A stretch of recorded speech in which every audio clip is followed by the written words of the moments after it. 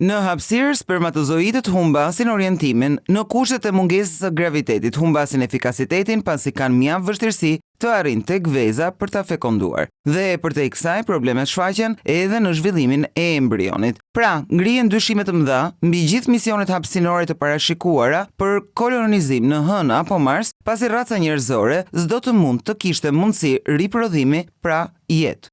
Studimi i pari në këtë fushë është i Universitetit të Adelaide në Australi, i publikuar në revistën Communication Biology. Autorët theksojnë se për herë të parë kuptuan dhe faktuan që graviteti është një faktor thelbësor në riprodhimin njerëzor. Eksperimentet kanë analizuar në kushtet të mungesës së gravitetit për të parë sjelljet e spermatozoidëve njerëzor, të kavjeve dhe të derrit. Është vërejtur se pavarësisht se lëvizshmëria nuk pëson ndryshime të thella, mungesa e orientimit është e theksuar me të paktën 30% reduktim. Problematika shtrohet më pas dhe tek zhvillimi i embrionit të fekonduar, që ende nuk dihet nëse në kushtet e mikrogravitetit do t'i jap jetë shtatzanive, pra të rezistojnë në vijueshmërinë e procesit të riprodhimit.